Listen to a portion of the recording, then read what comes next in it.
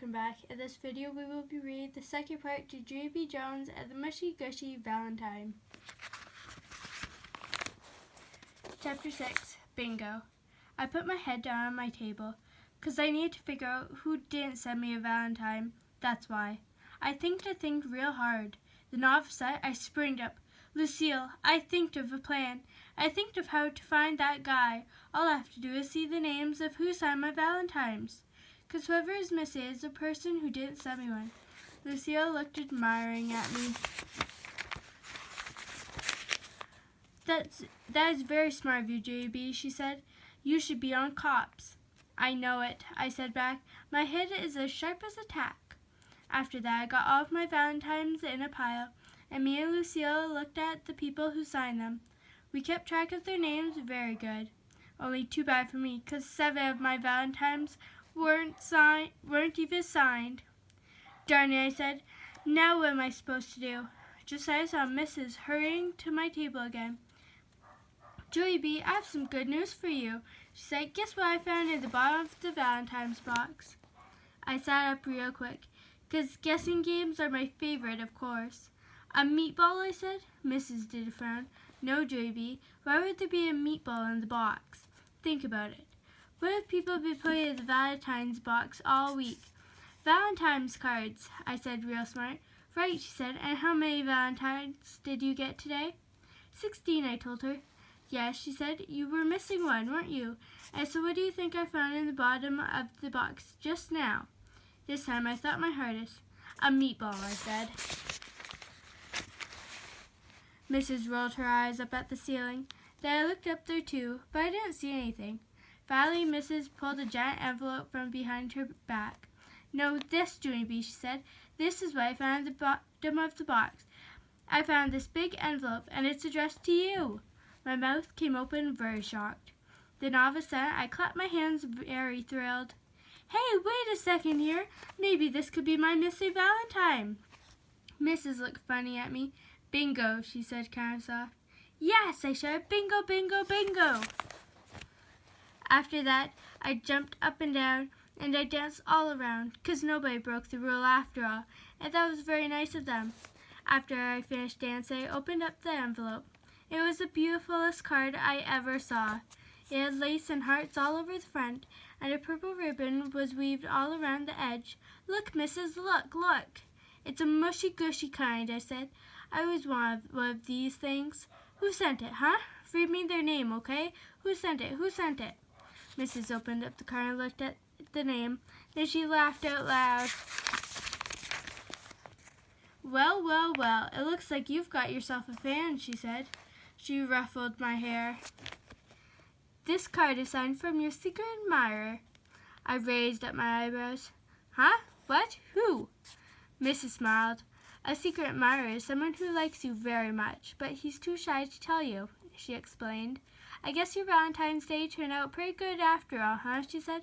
Yes, my Valentine's Day turned out almost perfect, I said. Now all I have to do is figure out who my secret admirer is, and I will be in business. After that, I put my head on my table and I closed my eyes, 'cause I need to think of another plan, of course. Chapter 7, Wink Wink. Another plan did not come easy. I thinked and think for a real long time. Finally, I tapped on my bestest friend, Lucille. Want to help me, Lucille, I asked.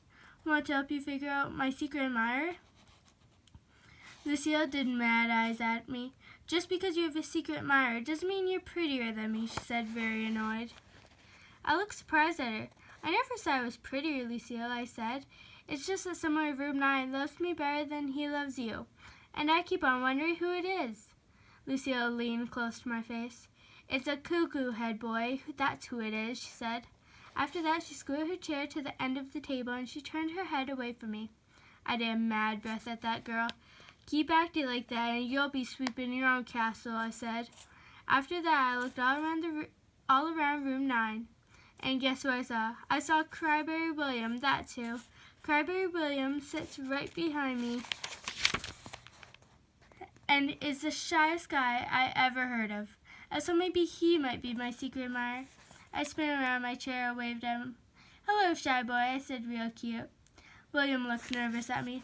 "What do you want?" he said. I wrinkled up my nose. Very darling. "Yeah, only you don't even have to be shy of me anymore, William, 'cause I think I know your secret," I said. After that, I put my chin on his table and I winked one eye at him. Only I'm not actually good at winking, and so I have to say the words. "Wink, wink, William," I said. "Wink, wink, wink. See my eye? See how it's tried to wink at you?" William's face started to sweat. "Turn around, please," he said. I did giggle, 'cause that admirer boy was shyer than I thought. "You are a silly sausage, William," I said. Then I tried to tickle him under the chin, but William swatted my hand away. I tapped my fingers on the table. "Okay, here's the thing, William. Swatting at my hand is not actually that admiring, and so please do not do that again." After that, I tried to tickle his chin again, but this time he ducked under the table. I did a frown, 'cause something did not seem right here. Finally, I bended my head down and I peeked at him. "I'm going to take a wild guess here, William. You're not actually my secret admirer, are you?" I asked. "No," said William. "No, no, no." After that, I did a big sigh, and I turned my chair back to my own table. I looked all around room 9 again, and guess what I saw next? I saw Polly Allen Puffer, that's who, and he is always teasing me. And so maybe he is my secret admirer. I zoomed to his table speedy fast. "Wink, wink, Polly Allen Puffer," I said. "Wink, wink, wink." "What's wrong with your eye?" he said. I puckered up my lips and I blowed that guy a kiss. "Thank you for the beautiful Valentine, Paul," I said. Paul and Allen Puffer looked strange at me. "Paul? Who's Paul? What beautiful Valentine? My Valentine was the one with the oozy slime monster on the front," he said. "Don't you remember it?" Just then I made a face, 'cause I remembered it, of course. I hurried up back to my seat again. That's when I saw a boy named Ham, and Ham hardly even knows me. And so he was worth a try, I think. I quick went to his table. "Okay, Ham, I'm running out of patience here, so listen very careful." I faced my eyeball at him. "Wink, wink, okay? Now are you my secret admirer or not? And please tell me the truth or you will be sorry." Ham sticked his tongue out at me. Also, he put his thumbs in his ears, then he flapped his hands up and down. "Alrighty," I said, "I'm going to take that as a no." After that, I went back to my table and I sat down real frustrated. I put my head in my hands very glum, 'cause guess what? Finding a secret admirer is not as easy as it sounds. Chapter 8. Who knew? Pretty soon the bell rang for recess. I hurried over to my friend Grace, 'cause maybe she could help me find my secret admirer. Both of us skipped outside to the playground. Then all of a sudden, I stopped real fast, 'cause I accidentally left my beautiful Valentine on the table, and I didn't want anyone to take that lovely thing. "Wait, Grace, wait right here. I will be back in a jiffy," I said. After that, I ran my fastest back to room 9, and guess what? I spied that meanie Jim at my table. He was picking up my beautiful card. "Hey, what do you think you're doing, mister?" I yelled real loud. Then I zoomed to my table zippity-quick, and I yanked that card right out of his mitts. After that, I started running to the door, but meanie Jim sprinted in front of me, and he held up his hand. "Stop," he yelled. "Don't take that Valentine outside. If you take it outside, you'll get it dirty." I made squinty eyes at that boy. "No, I will not get it dirty," I said back. "And anyway, this is not your beeswax, Jim." Jim stamped his foot. "Yes, it is too, my beeswax, Junie B. Jones," he yelled. "That card costed me my whole month's allowance, and I don't want you to get dirt on it." As soon as he said it, he quick put his hands over his mouth. But I already heard his words. I did a gasp. "You, Jim? You are the one who bought this card?" I asked. "Why? How come? Is this some kind of meanie boy joke?"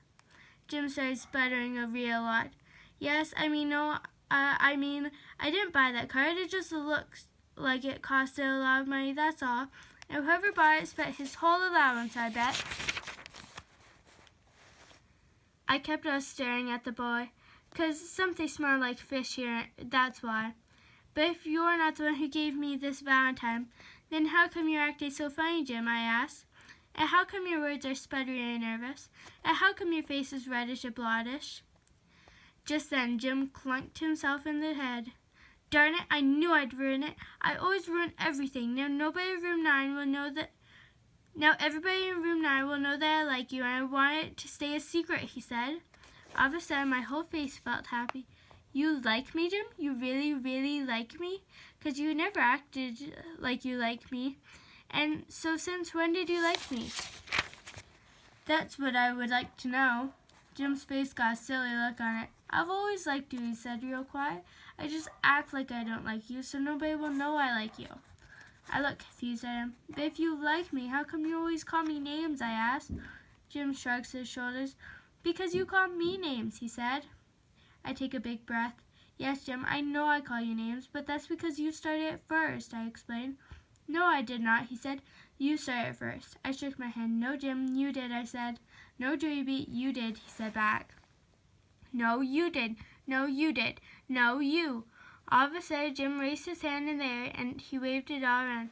I called on him. Jim, I said. Maybe we both started, JB, he said. Maybe we both started calling each other names on the very same day. Just then I started to smile, 'cause that would be fair of us, I think. After that, I skipped around him in a happy circle. On account of this was a nice development. I grabbed his hand. Hey, Jim, let's go tell Mrs. that we're friends. Want to? 'Cause she'll get a kick out of this, probably, I said. But all of a sudden, Jim plopped down on the floor, and he wouldn't even budge. I stared at the top of his head. Okay, this doesn't actually seem like that good of a start for us, Jim, I said. He looked up at me. I know, he said, but I can't tell the teacher that I like you. I can't tell anyone. If I tell people, it will ruin everything. I wrinkled my eyebrows. Everything like what, I said. Like all of my friends will know I like girls, and that will be embarrassing, he said. Plus room 9 won't ever be the same again. I didn't understand. Why, Jim? Why won't it be the same, I asked. Because it will be dull and boring. That's why, he said. Because if you and I like each other, then I won't tease you anymore. If I don't tease you, then you won't tease me back. And that means you won't shout silly, funny stuff at me that makes people laugh. He rocked back and forth on his feet, very bashful. You make room 9 sparky, he said, kind of quiet. After that, he smiled very cute, and he poked my arm with his finger, and he made a sparky sound. Zzz, he said, zzz, zzz. I laughed very loud, and I sparked him right back. Zzz, zzz, I said. And so guess what? Then me and that silly guy started chasing each other all over room 9, and we kept poking and sparking. It was the funnest game I ever even heard of. Only too bad for us, because all of a sudden we heard a noise at the door. Oh no, it was Mrs. She caught us in the room. Hey, what's going on in here, she said. You two are supposed to be on the playground. Me and Jim stopped very fast. Then Jim looked nervous at me, 'cause he was afraid I would tell his secret, I think. All of a sudden I pointed to him, kind of mad. It's his fault, Miss, I said, 'cause Jim poked me and made a sparky sound. And then I had to poke him back and make a sparky sound too, only he couldn't let that be the end of it. And so pretty soon we were chasing and sparking and chasing and sparking. Only just now you came in the door, and so the chasing and sparking are over apparently, and so we will just have to be on our way to the playground, I believe. I tapped on her. Pardon me while I get by, I said, very polite. Mrs. rolled her eyes way back in her head. Honestly, you two, it's Valentine's Day, she said. Can't you get along for just one day? After that, she took us by our hands as she marched us outside. We waited for her to leave. Then he looked at me kind of shy. You did good, he said. Thank you for not telling my secret. I smiled at that nice boy. That's okay. Thank you for my mushy gushy Valentine, I said. After that, I faced my eyeball at him. Wink, wink, Jim, I said. Wink, wink, wink. And guess what? Jim put his eyeball right back at me, and he winked very perfect. After that, we ran off to play with our friends, or else people might think we liked each other, and that would ruin everything. That is how come I never told anybody about Jim's secret, not even my bestest friends, Lucille and Grace. 'Cause Meanie Jim is the bestest secret admirer I ever had.